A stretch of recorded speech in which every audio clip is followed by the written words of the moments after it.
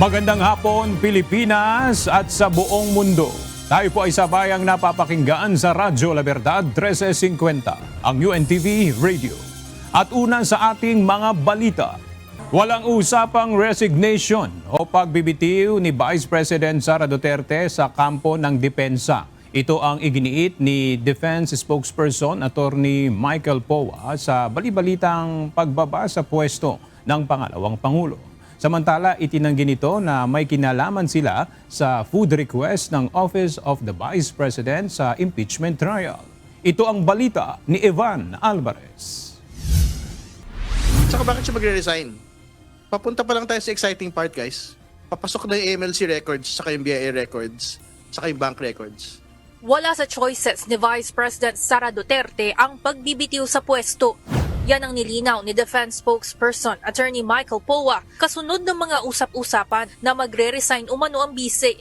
Sa kabila nito, ayaw ng patulan ng tagapagsalita ng depensa ang naging pahayag ni House Prosecutor Representative Terry Ridon na papunta na sa exciting part ang impeachment trial. He's entitled to his own opinion and I respect his opinion whether it be for us or against us. But yung sa amin naman po, never pa namin napag-usapan ng ating Vice Presidente yung resignation. So I don't think we even have to discuss that issue. Kamakailan ipinahayag ni House Prosecution Panel Member Representative Kaka Bagao na may umiigting umanong usapan ng pagbibitiw sa pwesto ng bise. Pakahulugan nito, ang hakbang ay tangka upang ipatigil ang impeachment trial at makatakas umano si VP Sara sa magiging hatol ng Senado at publiko. Samantala, nilinaw rin ni Attorney Powa na walang kinalaman ang defense team sa hiling ng Office of the Vice President na ipasagot sa Senado ang pagkain at inumin ng kanilang panel. Ang tanging alam nito ay may mga administrative matter na napag-usapan sa pagitan ng OVP at Senate Secretary, ngunit hindi niya tukoy ang mga detalye ng nasabing meeting.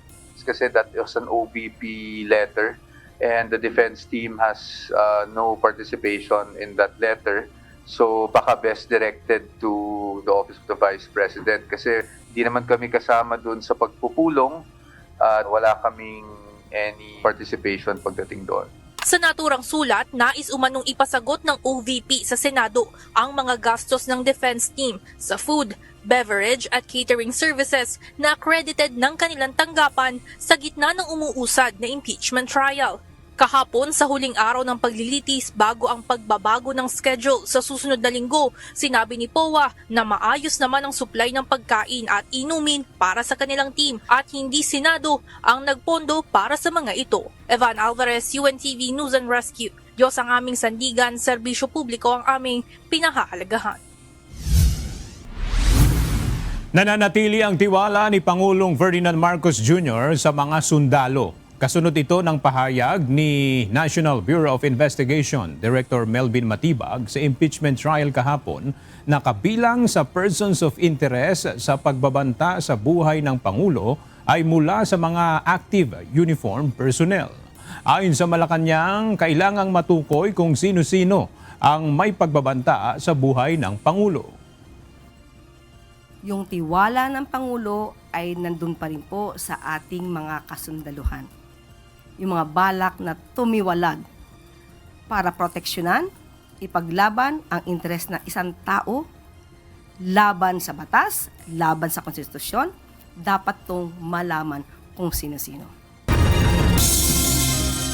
Ipinunto naman ng isang miyembro ng House Prosecution Team na magkaiba ang pagtrato sa mga testigo at senator judges. Kasunod ito ng kontrobersyal na pahayag ni Senator Judge Robin Hood Padilla na sana ay hindi one-sided ang prosecution. Ito ang balita ni Rosa Licos. Magkaiba naman po talaga yung treatment ng mga witnesses at syempre ng atin pong mga kagalang-galang po na senator judges na meron pong mga kinakaharap na mga usapin. Magkaiba ang usapin ng partisipasyon ng mga testigo para sa impeachment trial at ng senator judges na nahaharap sa legal proceedings. Yan ang iginiit ni House Prosecution Panel Member at Bicol Saro Party List Representative Terry Ridon kasunod ng ginawang paglinaw ni Senator Judge Robin Hood Padilla sa controversial nitong one-sided remark. Sa ika-9 na araw ng impeachment trial kay Vice President Sara Duterte, Nabanggit ng senador na sana huwag one-sided ang prosekusyon. Ngunit sa pahayag nito ngayong araw, nilinaw niya na ang tinutukoy niyang huwag maging one-sided ay ang hindi tungkol sa pagpabor sa witness o sa senator judge, kundi pagiging patas sa mga senador na may kinakaharap na kaso ngunit hindi pa nahahatulan. Saad nito, bago sana alisan ng karapatan ng isang senator judge na makilahok sa isinasagawang paglilitis sa pangalawang pangulo, lalo na kung hindi convicted, gawin muna ang lahat ng naaayon sa batas para marinig ang kaso at magampanan ng tungkulin. Ngunit ayon kay Representative Redon, hindi talaga pareho ang pagtrato sa mga testigo at senator judges na nahaharap sa legal proceedings. Usapin po ng paglalatag ng testigo, yung actual pong pagkakaroon po ng kaso, wala ho yung impact doon sa pagpapaupo sa kanila sa witness stand, no? Pwede ho yung magkaroon ng impact sa kredibilidad ng isang testigo, pero halimbawa sa kabilang bahagi, yung usapin naman po ng partisipasyon ng senator judges dito po sa impeachment proceedings po natin sa Senado, isa po itong bagay na nakadepende po sa mga korte na meron pong jurisdiction sa kanila. Binigyang diin naman ng isa pang House Prosecution Panel member na inaasahan ng political neutrality sa senator judges. Kung iintindihin po yung salitang neutrality bilang huwes, kahit po naman saan kaso, pagka neutrality ang pinag-uusapan ay ang ibig lang sabihin ay dapat pakikinggan mo ang lahat ng panig. Sa dulo, magde-decide ka batay sa napatunayan ba yung mga allegation. Nais namang humingi ng prosekusyon ng paglilinaw sa impeachment court kung bawal bang magtanong ang prosecutor o defense counsel. Ito ay matapos ang pahayag ni Senator Judge Padilla laban kay lead prosecutor at Batangas 2nd District Representative Jervil Luistro na wala itong karapatang magtanong. May I be clarified, Your Honor, on your last question about the senator you said are facing cases? Lead counsel, I think that... Alam niyo po, malinaw na po yung sinabi ko and wala po kayong karapatan magtanong Hindi, sa Senator Judge. diliwanagin ko nga po. I think Senator Judge Padilla was making a manifestation and not posing a question to the lead prosecutor in relation to our two colleagues. Ayon kay Representative Redon, tatalakay nila sa prosecution team kung maghahain ba ng formal na manifestation sa impeachment court kaugnay nito. Baka kailangan humingi po ng paglilinaw yung po prosecution team kung ito nga ho ba yung patakaran sa Senate Impeachment Court na hindi po pwedeng magtanong ng paglilinaw ang either party, no, whether defense or prosecution.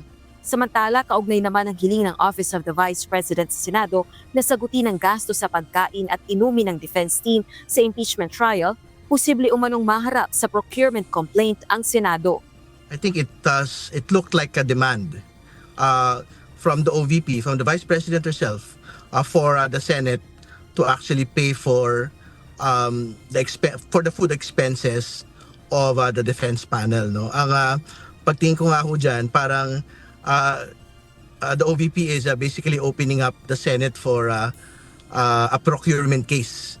Hindi ba kasi parang ang gusto nila sarili nilang caterer, pero ang tagabayad ibang tao. Gayunman, nasa Senado pa rin anya ang pagpapasya kaugnay ng issue. Mananatili namang legal spokesperson at counsel for the prosecutors ng House of Representatives si Attorney Benjamin Tolosa Jr. Kasunod ito ng pahayag ng Senate Impeachment Court Presiding Officer na ikonsidera ni na Attorney Tolosa maging ni Attorney Michael Powa ang kanilang posisyon bilang tagapagsalita at counsel ng magkabilang panig. Siguro para mas masigurado din natin na hindi magkakaroon ng problema when it's my time to be on deck, I'm gonna cut back my spokes duties. Rosalie Coz, UNTV News and Rescue. Diyos ang aming sandigan, serbisyo publiko ang aming pinahahalagahan. Kinumpirma ni Senate President Sherwin Gatchalian na may natanggap silang sulat mula sa Office of the Vice President.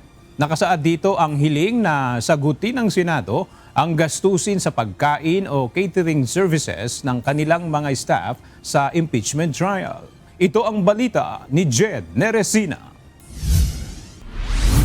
We cannot afford it, in short. Hindi kakayanin ng budget ng Senado ang hiling ng Office of the Vice President na pondohan ang kanilang pagkain, inumin at catering services sa panahon ng impeachment trial. Ito ang ipinaliwanag ni Senate President Sherwin Gatchalian nang tanungin tungkol sa nasabing request ng OVP. Ayon sa senador, tinitingnan pa nila kung kakayaning pagbigyan ng request na ito ng tanggapan ni Vice President Sara Duterte para sa defense team, support staff at mga testigo. Ipinauubayan na rin niya ang desisyon sa pamunuan ng Senado. Desisyon na yan ng management ng Senado kung papayagan o hindi. But it's a basic issue of budget. Dahil nga hindi kaya ng budget dahil meron tayong ibang gastusin. At we have to prioritize of course yung budget hearings at committee hearings. Sinabi ni SP Gatchalian na sa ngayon mas prioridad ng Senado ang pagsasagawa ng mga pagdinig, partikular na ang nalalapit na budget hearing. Kaya mas paglalaanan nila ng pondo ito. Actually, pinag-aaralan namin ngayon yan, but off-top. Dahil nga papasok ang budget, dahil marami kaming committee hearings na gagawin, nakikita ko na kakailanganin namin mag-rent ng space sa PICC. No? Dahil obviously, nagamit yung aming committee hearings sa committee offices sa impeachment. So with that, we will need additional funds to rent offices. So in short, wala kaming pondo para magbigay ng pagkain sa prosecution and defense. Ayon kay Senate President Gatchalian, base sa pag-uusap nilang mga senador, tinitingnan nilang isagawa ang committee at budget hearings tuwing Huwebes at Biyernes dahil ang Lunes hanggang Miyerkules ay nakalaan sa impeachment trial at regular session ng Senado. Jedne Resina, UNTV News and Rescue. Diyos ang aming sandigan, serbisyo publiko ang aming pinahahalagahan. Maayos at organisado ang pangkalahatang takbo ng impeachment trial kay Vice President Sara Duterte. Ganito inilarawan ni Senate President Sherwin Gatchalian ang nakalipas na 3 linggo. Ayon sa Senate Leader, kontento siya sa pag-usad ngayon ng paglilitis sa Vice Presidente. Pinasalamatan din ni Senator Gatchalian si Presiding Officer Francis Escudero sa mahusay na pamumuno sa mga deliberasyon. Yes, very satisfied, smooth at yung mga coordination, pag-issue ng subpoena, security, lahat naman ay maayos. No? So I thank the presiding officer for making it smooth at maganda naman yung mga deliberations natin sa impeachment trial.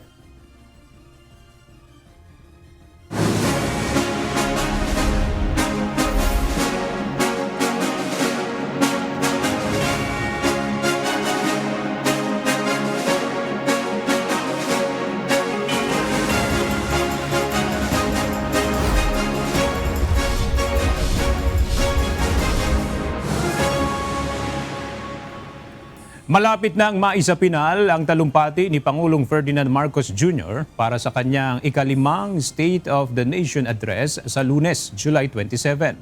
Ayon kay Palace Press Officer Undersecretary Claire Castro, gaya ng dati ay si Pangulong Marcos mismo ang nagsusulat ng kanyang talumpati. Tumanggi na ang palasyo na magbigay ng ideya kung ano ang posibleng nilalaman ng sona ng Pangulo. Sa ngayon po, ang Pangulo po ay malapit na matapos at nire-review ang kanyang speech. At hindi ko po maisisiwalat kung ano ang kanyang maaaring sabihin dahil hindi ko pa rin po nakikita.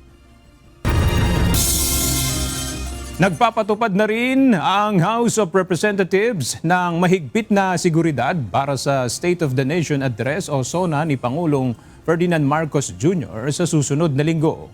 Mula sa araw na ito, nilimitahan na ang mga tauhan ng Kamara na nakakapasok sa Batasan Complex. Ito ang balita ni Rosa Licos. Actually, we are on lockout ngayon, meaning talagang yung mga essential personnel na lang yung pinapapasok natin. Mas mahigpit na seguridad ang ipinatutupad ng House of Representatives ngayong araw hanggang Lunes, July 27.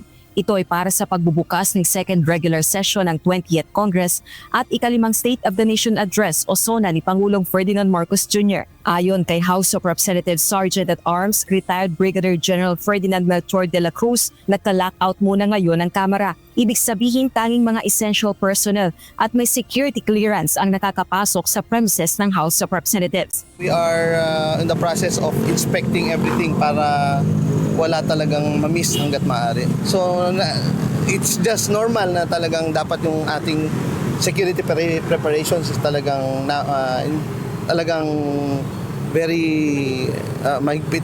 Well, yung secured, we need to secure him. Katuwang ang mga tauhan ng pulisya sa pagpapanatili ng seguridad sa labas ng Kamara, samantalang sinusuportahan naman ng Office of the Sergeant-at-Arms ng Kamara ang Presidential Security Command sa pagpapatupad ng security measures sa loob ng House of Representatives. Sa kabuuan, handang-handa na ang Kamara para sa taunang event. All systems go, yeah, definitely. And all systems go. On the security side, we always consider yung mga all possibilities na threat. Kasama yun sa aming preparations. Rosa Licoz, UNTV News and Rescue. Diyos ang aming sandigan, serbisyo publiko ang aming pinahahalagahan. All systems go na ang Philippine National Police para sa seguridad ng ikalimang State of the Nation Address ni Pangulong Ferdinand Marcos Jr. Ayon sa PNP Public Information Office, aabot sa mahigit 20,000 pulis at 10,000 civil disturbance management units ang ipapakalat sa Lunes. Ito ang balita ni Lea Ilagan. The PNP will be declaring full alert status on Monday during the SONA. Aprobado na ang permito rally ng 3 militanteng grupo para sa isasagawang kilos protesta sa ikalimang State of the Nation Address ni Pangulong Ferdinand Marcos Jr. Ayon kay Philippine National Police Public Information Office Acting Chief, Police Colonel Allen Reyco, kabilang sa mga pinayagang magrally ang grupong Bagong Alyansang Makabayan o Bayan, Sanlakas at Better Brighter. Papayagan silang magtipon at magsagawa ng programa sa harap ng St. Peter Parish, harap ng Toyota Commonwealth Avenue at tapat ng Sandigan Bayan mula alas 7 ng umaga hanggang alas 7 ng gabi. There has already been 3 approved applications to conduct a rally, the following as shown. And we believe that the information we received that there are still some groups who have pending applications. Itataas naman sa full alert status ang National Capital Region Police Office o NCRPO simula bukas ng hapon bilang bahagi ng ipatutupad na seguridad. Nasa mahigit sa 20,000 pulis ang ipapakalat, kabilang ang nasa 10,000 miyembro ng Civil Disturbance Management, bagamat wala pa namang namomonitor na seryosong banta ang PNP para sa SONA. Kabilang sa pinaghahandaan nila, ang isasagawang kilos protesta ng isang religious group kasabay ng State of the Nation Address. We all have contingency plans wherever they will decide to hold their anniversary celebration. Samantala, iniimbestigahan na ng PNP ang umano'y tangkang pag-aresto ng pulis sa ilang miyembro ng photojournalist sa Pasay City kahapon. Sinabi ni Colonel Co, bagamat no rally zone ang lugar, hindi pa rin ito dahilan para madamay ang ilang miyembro ng media. Bagamat pinagsalitaan umano ng hindi maganda ng ilang mamamahayag ang mga pulis, dapat pa rin aniyang pairalin ang maximum tolerance. Yung maximum tolerance namin actually is kasama na yan sa trabaho, di ba? So if this is a result of being cursed at or minura, ay lalabas din po sa ating yan, and we will the appropriate action. We will take the appropriate action. Ang National Police Commission o NAPOLCOM iniimbestigahan na rin ang insidente. Lea Ilagan, UNTV News and Rescue. Diyos ang aming sandigan, serbisyo publiko ang aming pinahahalagahan. Hindi isinasantabi ng mga senador ang kanilang legislative works sa kabila ng nagpapatuloy na impeachment trial kay Vice President Sara Duterte. Katunayan, pagkatapos ng State of the Nation Address ni Pangulong Ferdinand Marcos Jr. sa Lunes, ay inaasahang itatakda na ng Senado ang susunod nilang Blue Ribbon Committee hearing. Ito ang balita ni Jed Neresina. Yung mga sinasabi po nung 18 mga bodyguard, they dared us na imbitahan sila. So we will be inviting them. Hindi umiiwas si Senator Erwin Tulfo na ituloy ang flood control controversy investigation. Katunayan, may mga plano na siyang imbitahan oras na muling talakayin ito sa Senado. Una sa kanyang listahan, ang mga nagpakilalang former bodyguards ni dating Ako Bicol Party List Representative Zaldico. Ayon sa bagong chairperson ng Senate Blue Ribbon Committee, nais din niyang magsumite ng kanya-kanyang affidavit ang mga ito upang mapag-aralan at maiwasan ng matalakay ang mga puntong iniimbestigahan na ng Office of the Ombudsman at Department of Justice. Nais din ni Senator Erwin na mabigyan ng kopya ng affidavit ang lahat ng senador 3 araw bago ang nakaschedule na pagharap ng mga nagpakilalang tauhan ni Ko. I want an affidavit from them. So, yun po, imbestigahan natin.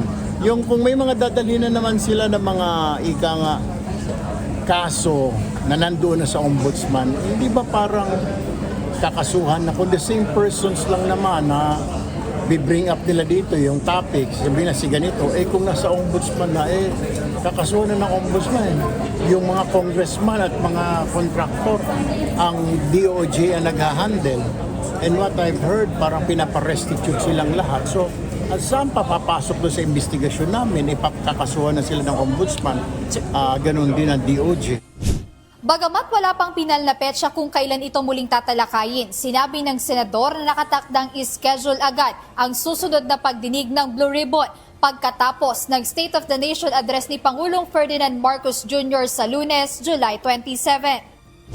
Bukod sa pagpapatawag sa dating bodyguards ni ex-congressman Ko, posibleng isama rin sa investigasyon ng komite ang sinasabi ni Senator Panfilo Ping Lacson na umano'y anomalya sa ilang infrastructure project sa Taguig City.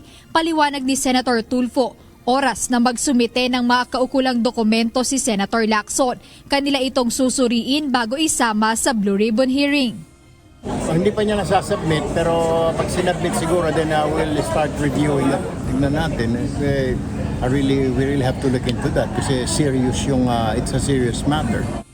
Una ng kinwestiyon ni Senate Minority Leader Alan Peter Cayetano ang pagkakabanggit ng Taguig City sa usapin ng umanay ghost project sa flood control. Ano po sinabi ni Senator Lacson? Sabi niya may ghost project daw sa Taguig. Ang ombudsman po may interview sa isang dating vlogger na po ngayon, dating journalist, pero actually PR yon. Sinabi na nila last year pa, tinitingnan ng Taguig, wala po silang nakita. Wala pong ghost project sa Taguig. At kung may mapapakita po kayo, mananagot. Sinabi naman ni Senator Cayetano na handa siyang managot kung may mapatutunayang irregularidad sa mga proyekto sa kanilang lungsod. Pero iginiit niyang dapat maging patas ang investigasyon sa lahat ng proyekto at huwag mamili lamang ng lugar na pagtutuunan ng pansin. Jed Neresina, UNTV News and Rescue. Diyos ang aming sandigan, serbisyo publiko ang aming pinahahalagahan. Naaresto na ng mga otoridad ang 2 suspect sa pagpatay sa vlogger na si Alicia Lipata o mas kilala sa tawag na Mima Alicia sa Caloocan. Isasalang naman sa ballistic examination ang mga baril na nakuha sa 2 suspect upang matukoy kung ito ang ginamit sa pagpaslang. Ito ang balita ni Lea Ilagan.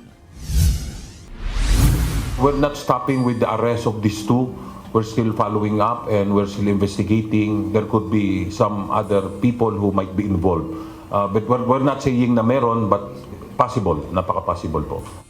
Halos isang linggo matapos na patayin ang political vlogger na si Alicia Lipata o mas kilala sa tawag na Mima Alicia sa tapat ng kanyang bahay sa Caloocan City noong July 17 ng madaling araw, na-aresto na ng mga otoridad ang 2 suspect sa krimen.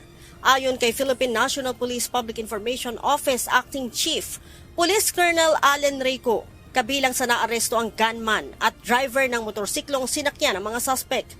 Alas 8:30 ng umaga kanina nang maaresto ang 2 sa barangay Dao, Mabalak at Pampanga. These are the 2 exact individuals who did the actual deed, yung pong pumatay. Pero there are others, we do not know the exact number right now, who were involved in the planning, who were involved in carrying out this killing of the vlogger. Na-recover ng mga otoridad sa mga suspect ang 2 hand grenade, isang kalibre 45 baril at isang 9mm pistol. Sinabi pa ni Colonel Ko na isa sa ilalim naman sa ballistic examination ang mga nakuhang baril upang malaman kung ito ang ginamit sa krimen. We believe that it's the same firearm used in the killing of the but of course, we will have to wait for final exam. It's being subjected to ballistics examination and we will provide you with the final conclusive proof that this was the same firearm used. Samantala, nasampahan na ng mga kaso ang mga suspect. Cases that will be filed will be murder and of course violation of Section 38, 10591 as well as violation of RA 9516.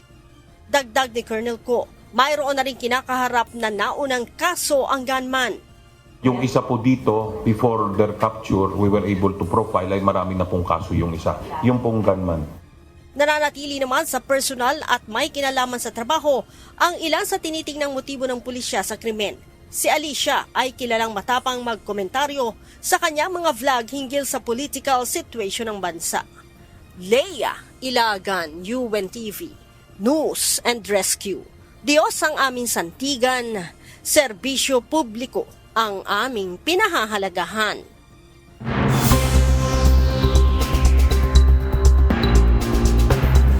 Dinagdagan pa ng Iran ang nakatanim na bomba sa Strait of Hormuz ayon sa Islamic Revolutionary Guards Corps o IRGC. Samantala, magpapadala na umano ng heavy bombers ang Amerika sa Middle East para sa mas matinding pag-atake sa Iran. Ito ang balita ni Noel Poliarco.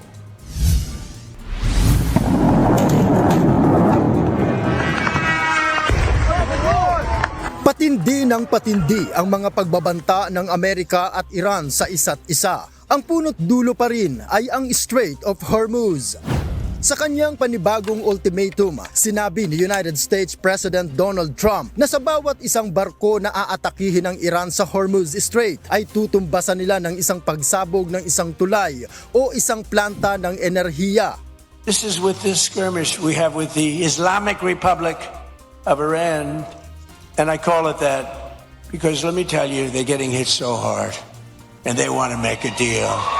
But I say they're not ready to make a deal because every time they make a deal, they want to change it. Batay sa ulat ng international media, ipinagbigay alam na ng Amerika sa Israel ang mga susunod nitong hakbang at sa pagkakataong ito, magsusugo ang Amerika ng heavy bombers gaya ng supersonic B-1 bomber na kauna-unahan simula pa ng laban nito sa Iran.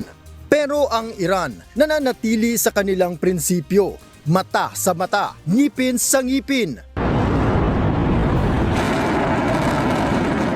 Ayon kay Iran Foreign Minister Syed Abbas Araghchi, anumang agresyon at pagsira sa mga infrastruktura ng Iran ay may matinding kapalit.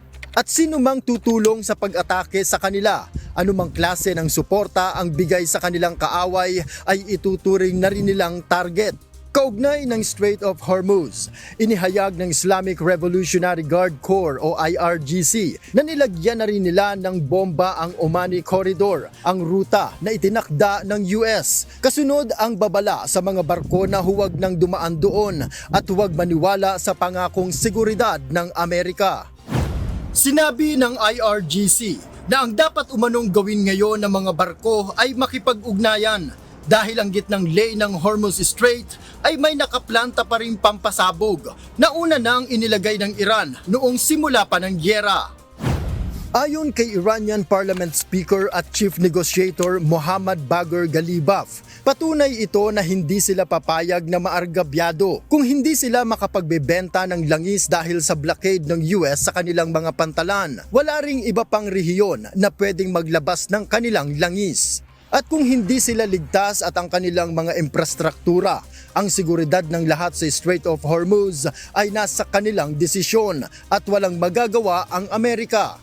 Ilang beses na aniya nilang inulit na hindi na babalik sa dating sitwasyon ang paglalayag sa nasabing shipping lane. Sa pinakahuling ulat, Binomba ng US ang Iranian border ng Shalamsheh, Iraq. 2 individual ang nasawi ayon kay Professor Mohammad Marandi.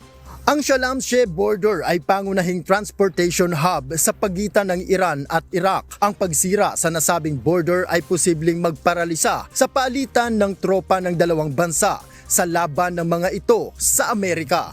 Noel Polyarco, UNTV News and Rescue. Diyos ang aming sandigan, serbisyo publiko ang aming pinahahalagahan. Dumating na sa Dover Air Force Base sa Delaware ang mga labi ng 4 na sundalo ng Amerika na nasawi sa Iraq at Jordan. Personal na dinaluhan ni United States President Donald Trump ang dignified transfer sa 4 na U.S. servicemen na sina First Lieutenant Tyler Feehan, Sergeant Michael Swinton, Sergeant Angel Rampersad, Private Isabella Gonzalez. Naroon din sa seremonya sina Department of War Secretary Pete Hegseth at Pentagon Chief Spokesperson General Dan Kane. Matapos ang seremonya, nagtungo si Trump sa Georgia para sa isang speaking engagement kung saan isinama na nito pauwi doon ang pamilya ng nasawing si Lieutenant Feehan. I attended the dignified transfer ceremony for 4 great U.S. service members killed in the conflict with Iran as they returned to American soil at Dover. And one of the families happened to be traveling to Georgia, beautiful family, beautiful wife and husband and brother-in-law. And I said, I'm going to Georgia too. Where are you going? She says, well, after this, sir, they lost their beautiful son. We're going to Georgia. I said, so if you want, I'll give you a ride on Air Force One. And they said, wow. Wow.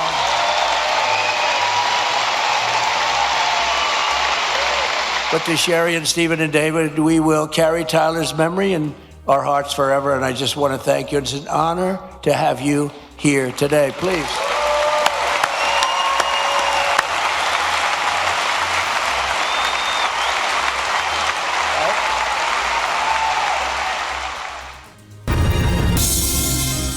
Dalawang barko ng Saudi Arabia ang inatake ng Iran-backed Yemeni Armed Forces malapit sa Bab al-Mandeb Straits sa Red Sea. Ang nasabing pag-atake ay kasunod ng pambubomba ng Amerika sa mga infrastruktura ng Iran. Ayon naman sa Saudi government, ligtas ang mga tripulante ng mga barko. Ito ang balita ni Bradley Robuza.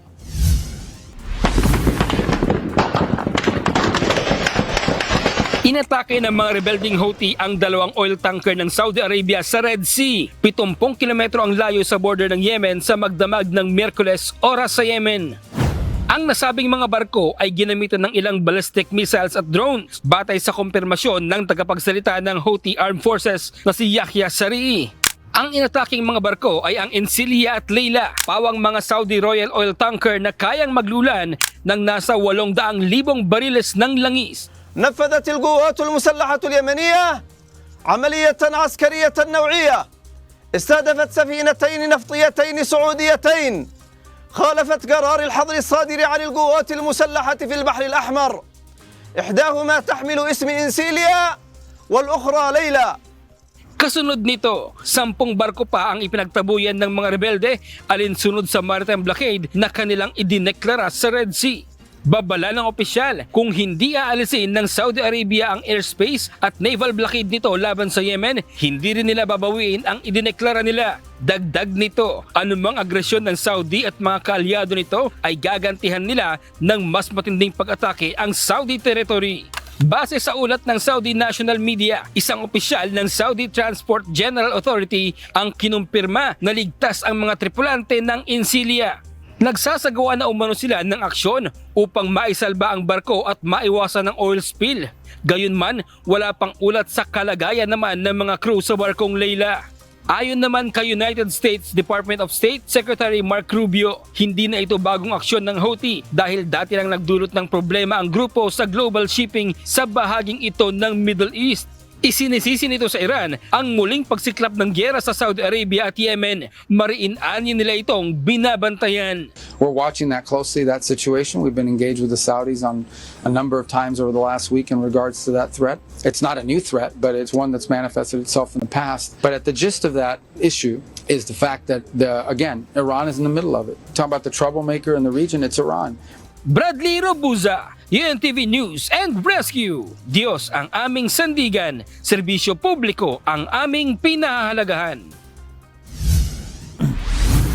Ligtas nang naibiyahe patungong Amerika ang 6 na beluga whales mula sa nagsarang Marineland Whale Facility sa Ontario, Canada. 4 sa mga ito ang dinala sa Shed Aquarium sa Chicago, habang ang 2 naman ay dinala sa SeaWorld San Antonio sa Texas. Ilan lamang sila sa 30 beluga whales na nakatakda sanang i-euthanize o patayin dahil sa pagbabawal ng batas sa Canada na mag-breed o magparami nito. Sa ngayon, pinoproseso na ang paglipat sa iba pang naiwang balyena sa Canada para mailipat din sa marine parks sa Georgia, sa San Diego at sa Spain, kung saan naroon ang pinakamalaking aquarium facility sa Europa.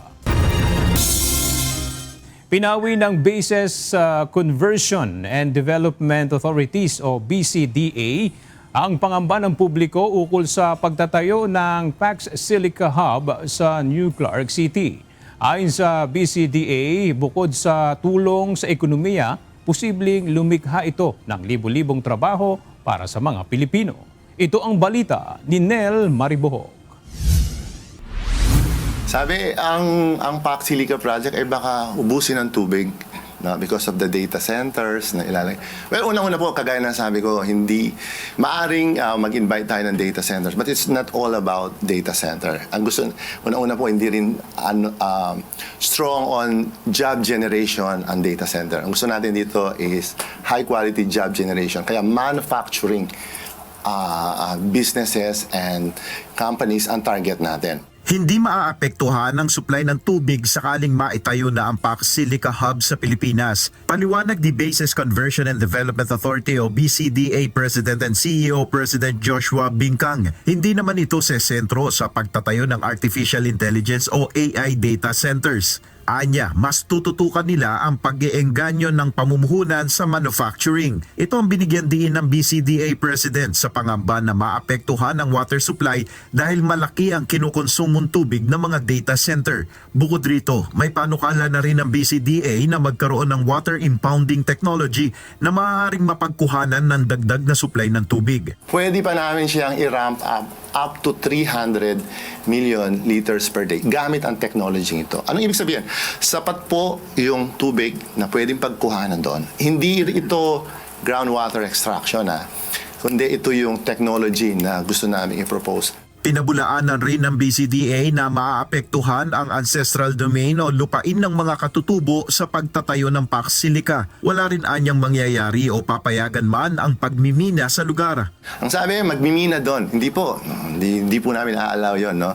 Ang mangyari po dito, so mayaman po tayo sa ating resources. So at source, pwede na po i-process doon at dalhin dyan yung mga component sa Clark po, sa Pax Silica at doon i-process, i-develop at i-export natin. Sa ilalim rin ng batas ng Pilipinas ang masusunod sa pagtatayo ng naturang economic hub. Ito pong kung ano mang magiging arrangement na gagawin natin doon ay sa Philippine laws. Bukod rito, ayon sa BCDA, umabot na sa 30 kumpanya ang nagpahayag ng interes sa Pax Silica at posibleng umabot ng hanggang 190,000 ang malilikhang trabaho dahil dito. I can say mga 30 companies na po, no, ang interesado. Mostly manufacturing high-tech. Siguro po kung data center, isa o dalawa lang po yung andon. And then the others are basically on energy industries din.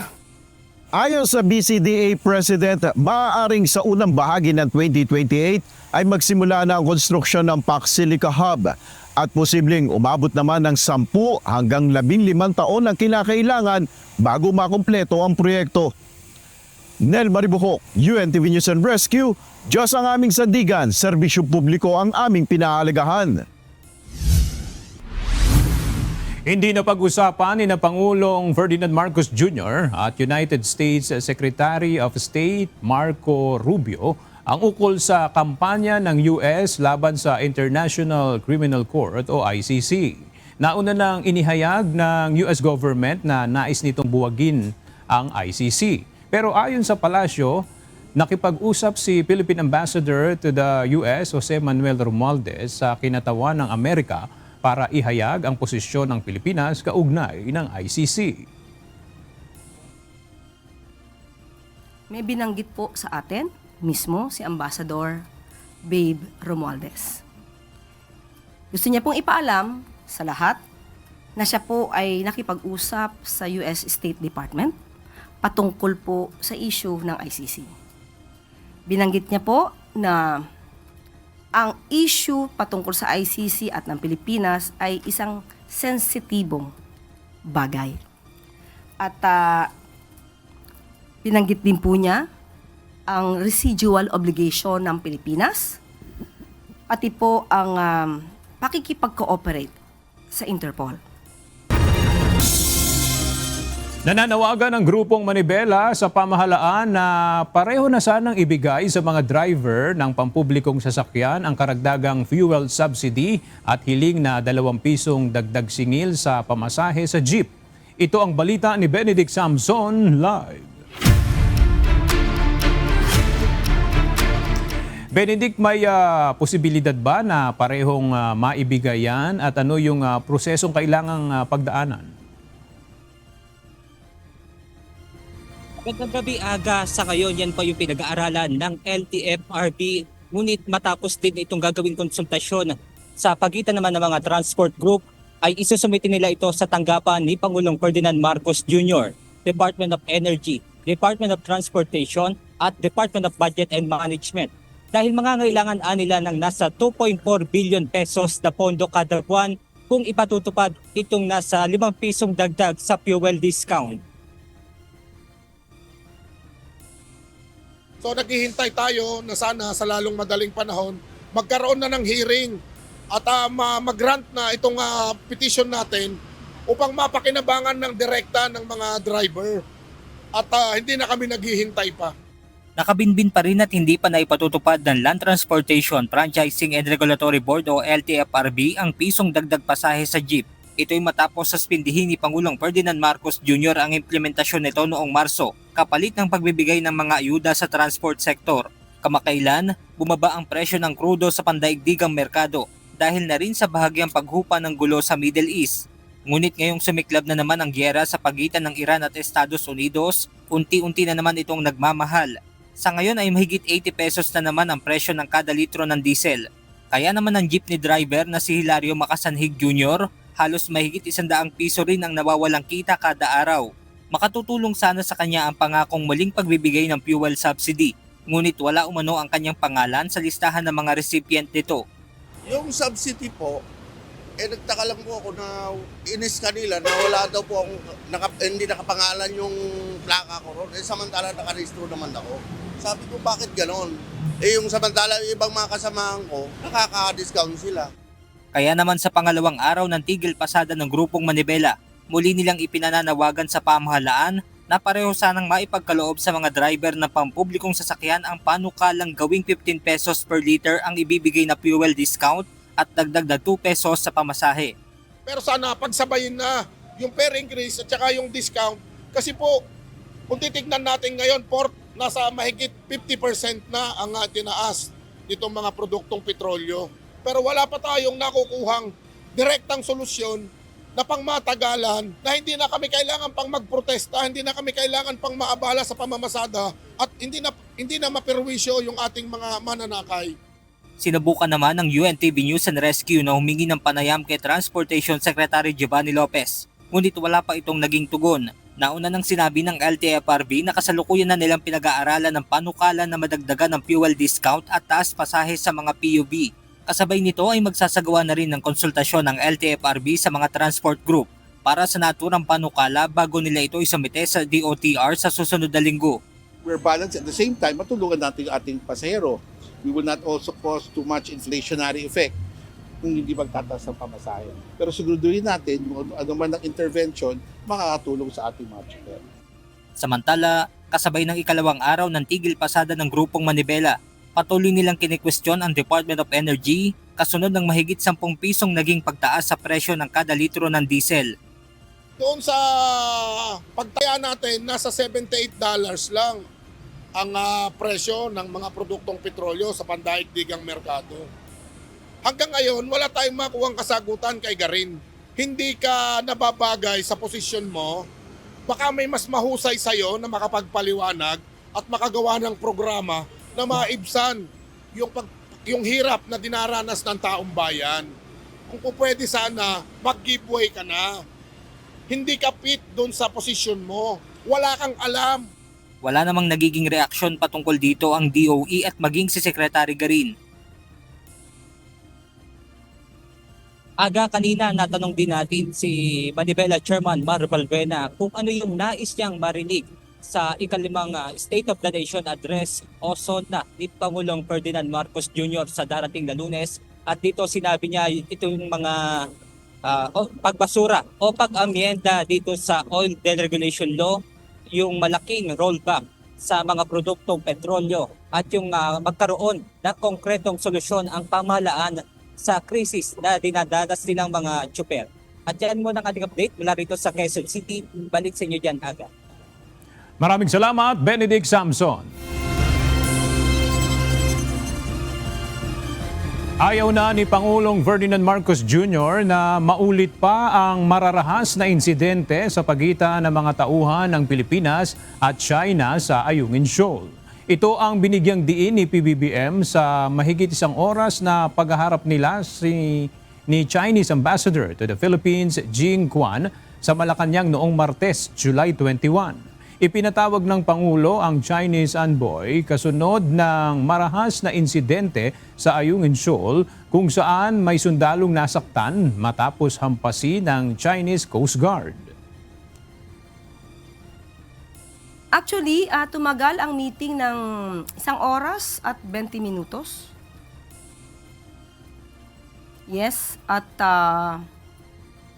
nag-usap sila at ang nais na mangyari dito ng Pangulo ay hindi na maulit ang mga pangyayari at ma-reset sana ang relasyon ng China at ng Pilipinas sa mas magandang pakikipag-ugnayan. Nauna ang sinabi ng Chinese envoy na naging mahinahon ang kanilang paghaharap ni Pangulong Marcos. Wala rin anyang sisihan na nangyari o palitan ng matatalim na salita. Anya, nag-focus sila ni PBBM sa paghahanap ng solusyon sa mga issue na nakaapekto sa bilateral relations ng dalawang bansa. Mariing tinuligsa ni Defense Secretary Gilberto Teodoro Jr. ang China kasunod ng panibagong insidente sa Ayungin Shoal. Iginiit ng kalihim na walang karapatan ang Beijing na makialam sa anumang aktibidad ng Pilipinas sa sariling teritoryo. Pinabulaanan din ito ang pahayag ng Chinese Ambassador kaugnay ng umano'y paglabag sa isang provisional understanding. Ito ang balita ni Ryan Lacanlale. Talaga, hindi dapat nila pakialaman yun. No? Pangalawa, wala silang karapatan talaga na nandoon sila. Walang hiya talaga. Hindi na nakapagpigil si Defense Secretary Gilberto Teodoro Jr. sa mga naging pahayag at naratibo ng China kaugnay ng pinakahuling aksyon nito sa West Philippine Sea. Nitong Martes, matapos ipatawag at kausapin ng Pangulo si Chinese Ambassador Jing Quan, sinabi ng Chinese official sa isang ambush interview na may konstruksyon umano sa BRP Sierra Madre kaya nag-deploy ang Chinese Coast Guard ng mga tauhan upang beripikahin ito.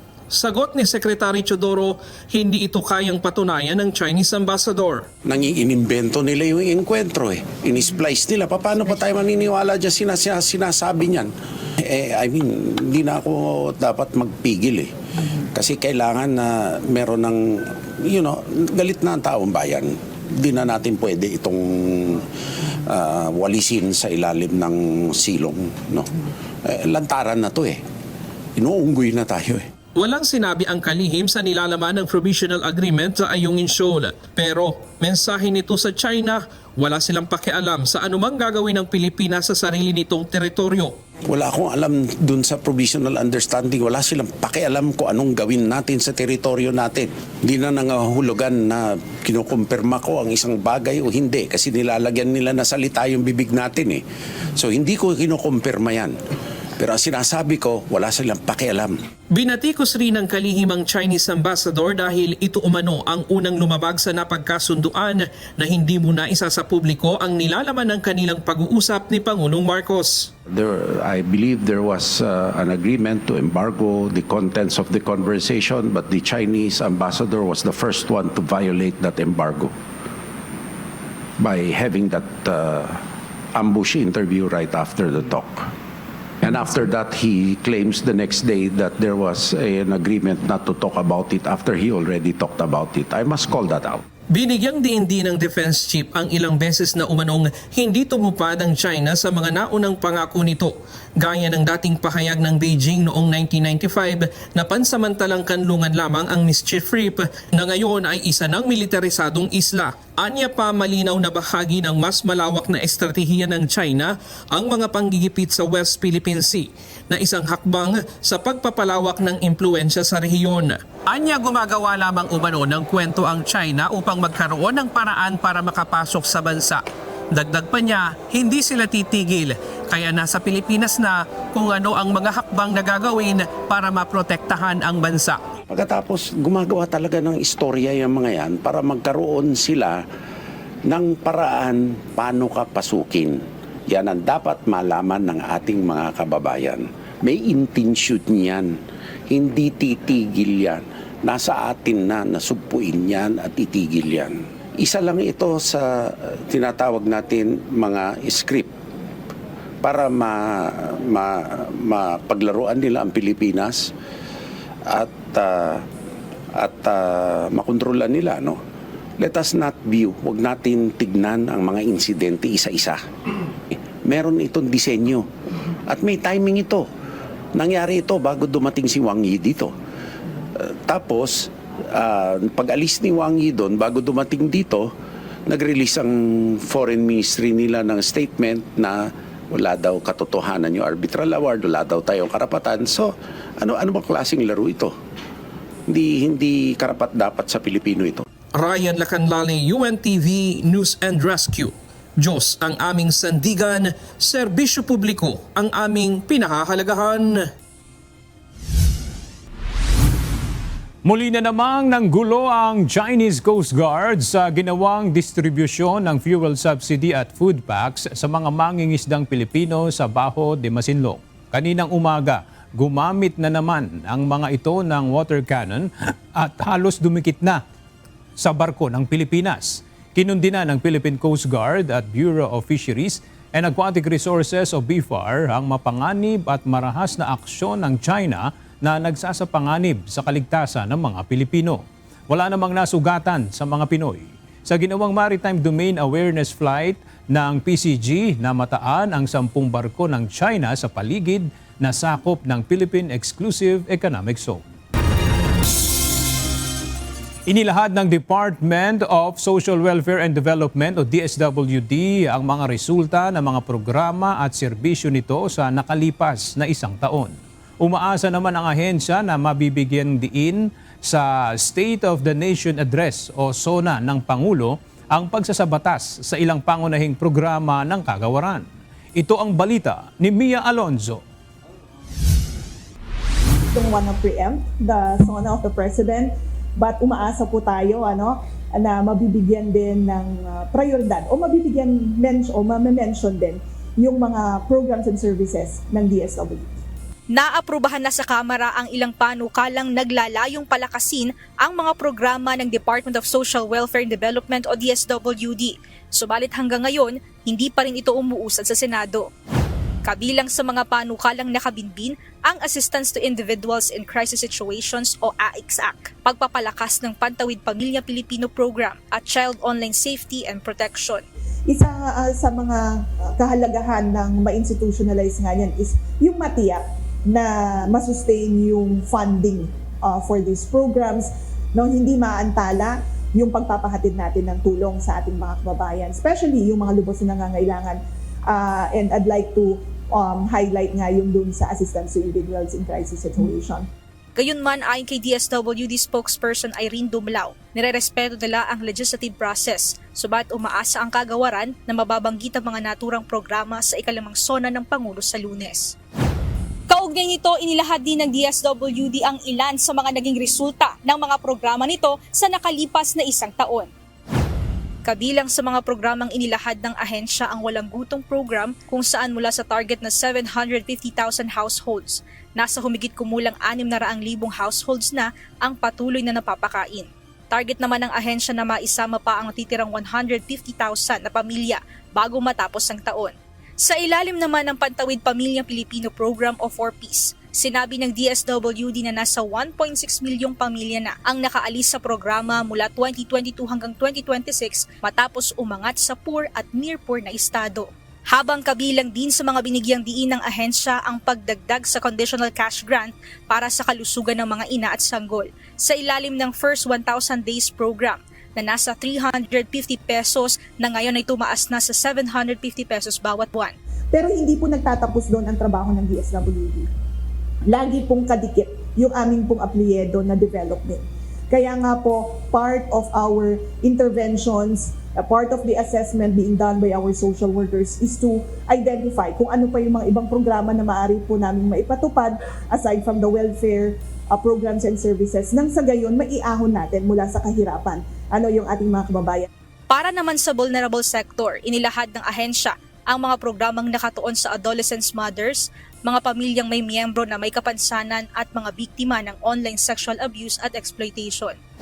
Samantala, kaugnay ng patuloy na paghahanda sa mga sakuna, sinabi ng ahensya na nasa 4.8 milyong family food packs ang nakaimbak habang halos nasa 1,000 warehouses naman ang nagagamit sa pamamagitan ng pakikipagtulungan sa local government units at pribadong sektor. Kabilang din sa inilahad ng ahensya ang Energy Emergency Response Program na nakapagbigay ng tulong sa 1.82 milyong tsuper at ang pinakabagong programa kaugnay ng Uplift Program para sa pamilya kabilang sa mahihirap at near-poor sectors. Mahalaga na meron tayong mga social welfare programs and services kasi kinakailangan na magkaroon tayo ng mga social safety nets, mga programa na gagaya nito, Uplift, na puprotekta sa ating pong mga kababayan para hindi lalo silang bumaba sa kahirapan. At least we could provide immediate intervention. Mia Alonso, UNTV News and Rescue. Diyos ang aming sandigan, serbisyo publiko ang aming pinahahalagahan.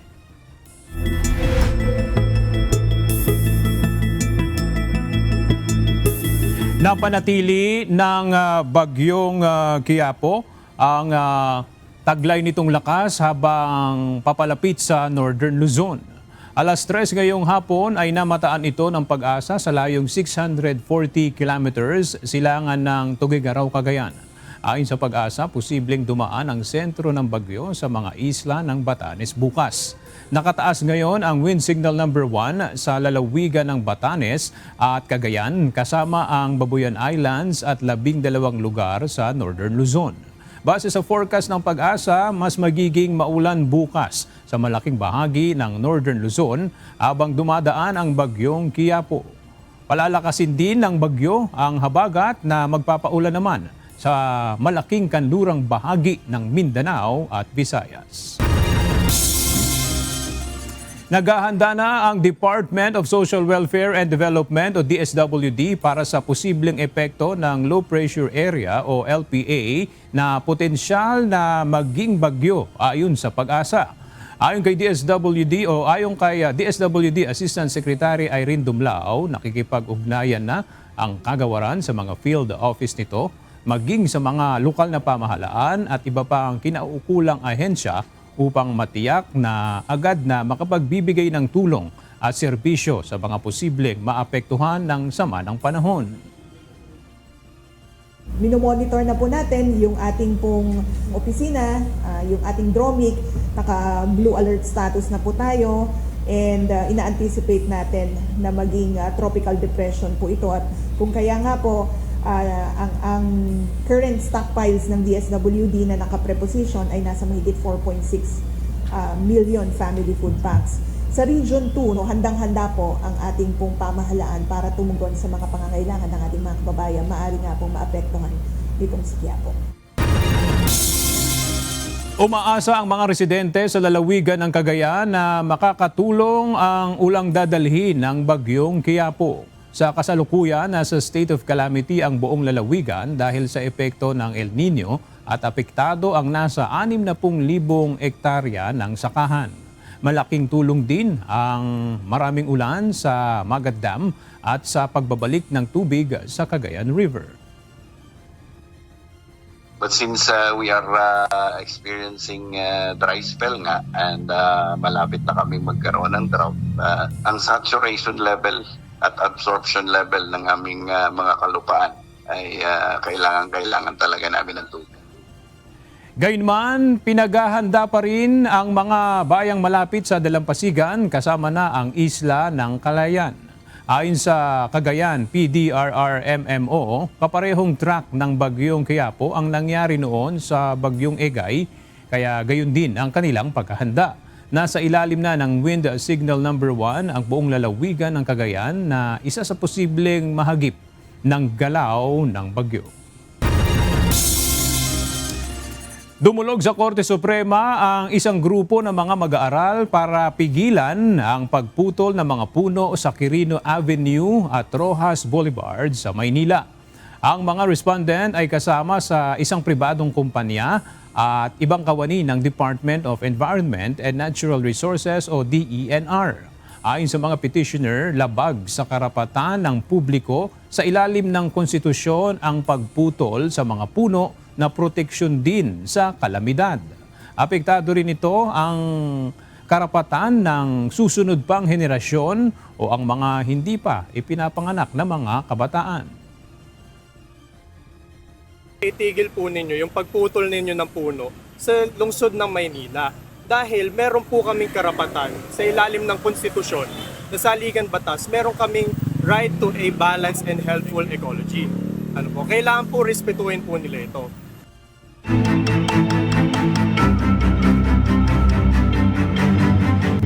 Ininspeksyon ni Public Works and Highway Secretary Vince Dizon ngayong araw ang kahabaan ng kalsada sa Purok 39, Sitio Marahan sa Barangay Marilog proper sa Davao City.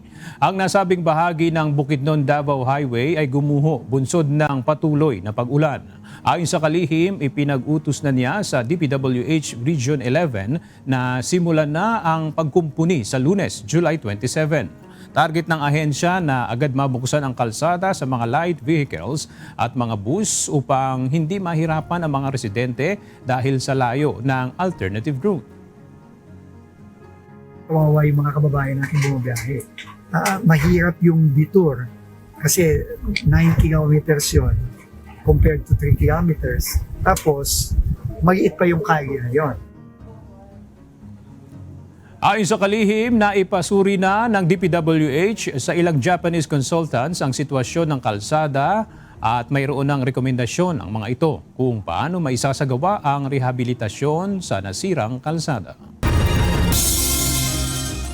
Ipinakikilala na sa mga estudyante sa Bicol Region ang paggamit ng Artificial Intelligence o AI at robotics sa kanilang mga pag-aaral. Sa isang exhibit sa lalawigan, ilang humanoid robots ang ipinakilala ang paggamit upang ipaunawa sa mga mag-aaral na hindi dapat katakutan ang AI kung gagawing kasangkapan sa pagkatuto. Ito ang balita ni Jerry Galicia. Hindi lamang pagkapakita ng mga makabagong teknolohiya ang layo ng TechEd Roadshow, kundi para ang hikayatin ang mga paaralan at mga kabataan na yakapin ang AI at robotics bilang bahagi ng modernong pagkatuto. Isa sa mga pangunahing atraksyon sa 2 araw na roadshow sa isang mall sa Legazpi City ang 4 na humanoid robots at isang robodog na pinapatakbo sa pamamagitan ng artificial intelligence. Bit-bit ito ng Naga College Foundation mula sa Naga City bilang showcase sa naturang activity. Dito nabigyan ng pagkakataon ang mga estudyante at mga dumalo na maranasan ang virtual reality at iba pang immersive technologies bilang bahagi ng modernong paraan ng pagkatuto. Tinuturoan namin ng mga elementary students namin, ang high school, ang college, lalo na ang BS-IT and BS Computer Science on how to program robots. No? So nagiging interactive sila. You can ask the robot anything. Connected yan sa Wi-Fi, no? Na connected din sa isang AI application na sasagutin ka. Parang pag nag-Google search ka, ganun. Nung pag-experience ko po ng VR, it was parang magical po siya and napakaganda po ng experience. The first time ko din po kasi ngayon mag-try ng VR and nagustuhan ko po yung experience.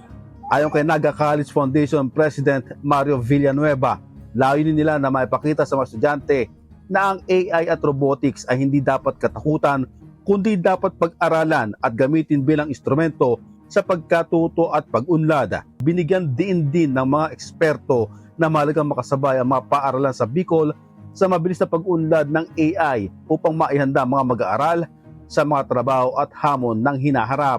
If we will not embrace and adopt AI, we might risk becoming irrelevant. You know, so not only that, if we will not embrace innovation, we will definitely be left behind. So we don't want to be left behind.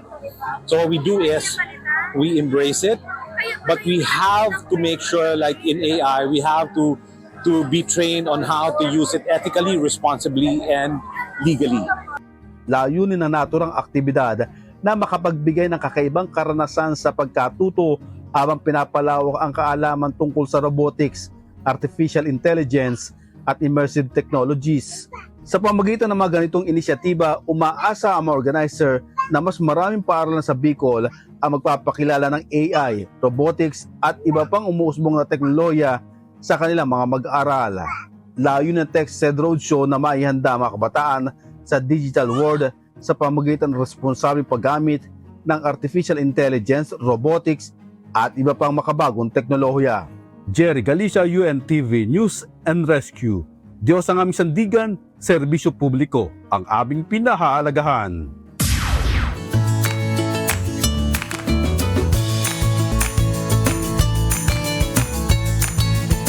Narito naman po ang ating mga kausi ngayong araw ng Huwebes. Maraming salamat at shout out kina Jimmy Olpindo, Rowena Sanyadan, Leopoldo Kilyat, Lerma Mandane, Mario Barbosa at kay Ani Medina.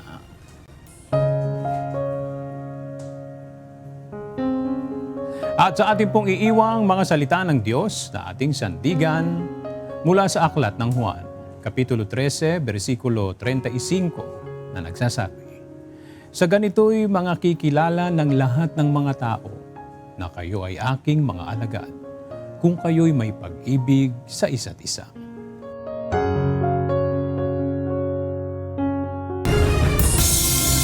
At yan ang naging kabuuan ng ating balitaan ngayong gabi.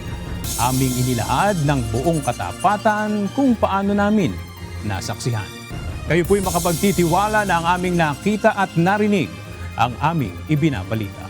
At dito sa UNTV, Diyos ang aming sandigan, serbisyo publiko ang aming pinahahalagahan.